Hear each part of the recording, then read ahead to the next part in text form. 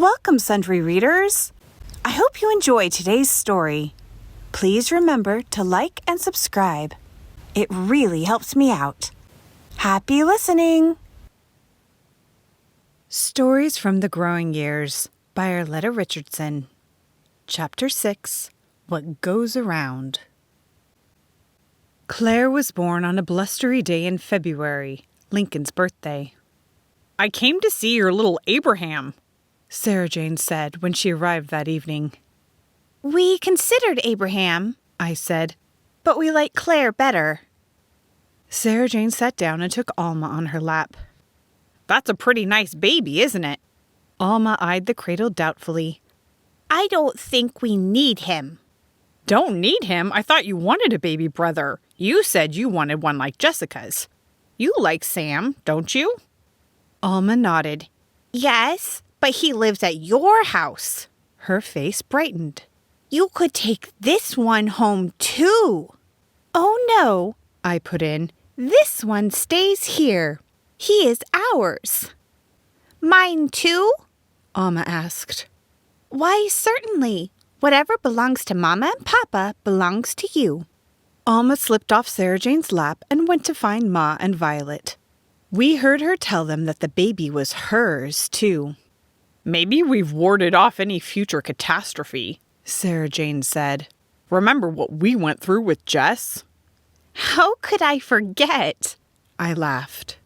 Sam was 3 days old when Jessica decided that he had been around long enough. Sarah Jane had placed the cradle near the stove to keep the baby warm, and while she was busy in another room, Jessica lifted him by the clothes and deposited him in the wood box.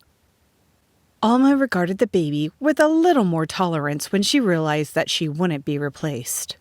In fact, he seemed almost worth it when, at the end of the week, she was invited to go home with Grandma Odell and Aunt Violet. She'll be ready to come back by evening, I said to Len as he watched them off. She's never been away from home overnight. Don't be surprised if she isn't, Len replied. She's an independent little miss. I predict she'll stay as long as your folks will keep her. In that case, we'll never see her again, I replied. After a week, I think I was happier to have her back than she was to return. Alma's a lot of company for me, I told Len. But she is so solemn. Everything is a serious matter to her. Do you think she's happy? Certainly, Len replied. She just ponders life more than most children do. She's going to be a thinker. That's good news, Sarah Jane said when I reported the conversation to her. I wish Jess had a little more of that quality. She's so happy-go-lucky, life is one big party for her.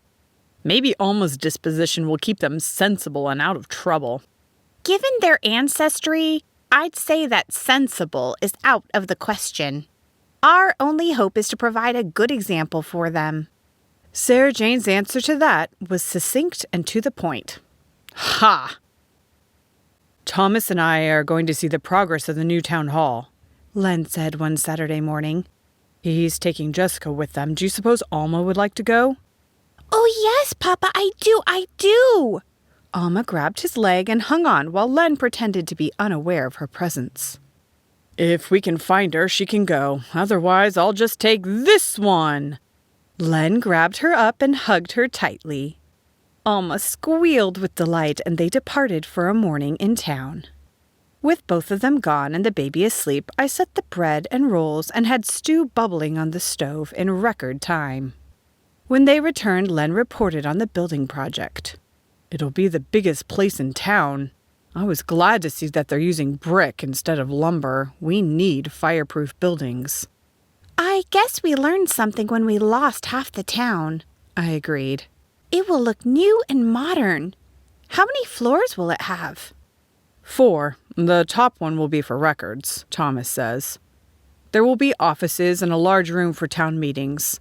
We heard rumors they may even hold high school classes there until they can get a schoolhouse built. Oh, I hope so, I said. I've been dreaming of having a high school right in North Branch. I don't want to send Alma away after 8th grade. She hasn't even started kindergarten yet, Len laughed. By the time she's ready, we may even have a college here. She's ready right now for a nap, I said, and I lifted her out of her chair. I was going to clean her up before she went to sleep, but I'm too late. Let me put her to bed and you can finish telling me what you did this morning. Toward the middle of the afternoon, Sarah Jane called me on the telephone. Have you bathed Alma yet? She asked. No, she fell asleep at the dinner table. Why? I'll be right over, Sarah Jane replied, and she hung up. That's odd, I thought, but Claire demanded attention at that moment, and I had no time to dwell on it. In a few minutes, I heard the buggy come through the gate and went out to meet Sarah Jane. She jumped down, then lifted Jessica to the ground. I gasped as I looked at the little girl. What happened to her? Is she sick? Jessica's skin was flaming red, from shoes to hair ribbon. Even her usually light brown curls had red tints in them. She's not sick, Sarah Jane replied grimly. I gave her a bath.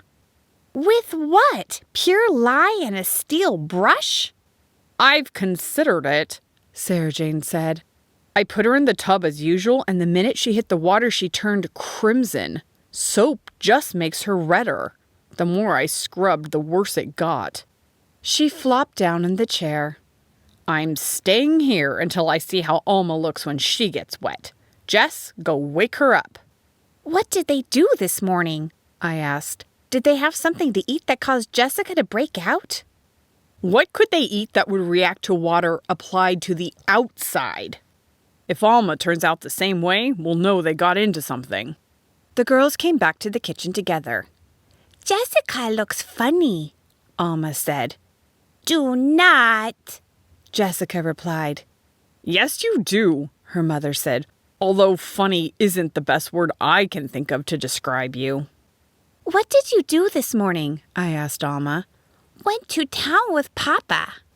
I know that. What did you do while you were there? Played. I've been through all this, Sarah Jane said. I was hoping Alma could be a little more specific. Alma, I said, where did you play? By the new building in the sand pile. What's the matter with Jessica?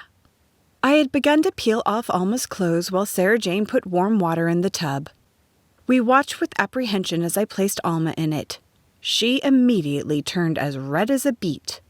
What in the world is it? I don't know, Sarah Jane said, but I intend to find out.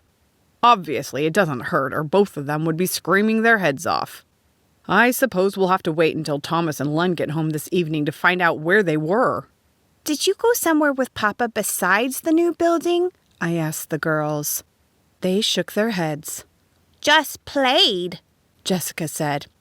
Alma looks funny. Do not, Alma said. All right, Sarah Jane said. You both look the same. I certainly hope you grow out of it. Obviously, it isn't going to wash off, I said. What if it doesn't wear off either? Should we check with Dr. Mason and see if it's toxic? What will you say when he asks what it is? We watched the girls as they played on the floor. Let's think this through, Sarah Jane said. We know they went with Len and Thomas.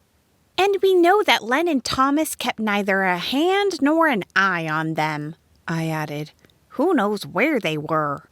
Alma said they played by the new building in a sand pile. Sawdust doesn't do that to the skin. There probably isn't much sawdust there, I reasoned. The town hall is made of brick. Brick dust! Sarah Jane exclaimed. You know how red a brick building gets when it rains. And it never wears off, I wailed. Skin does, Sarah Jane reminded me. I don't know how long it takes to replace a layer, but they should be pale pink by the time they're married.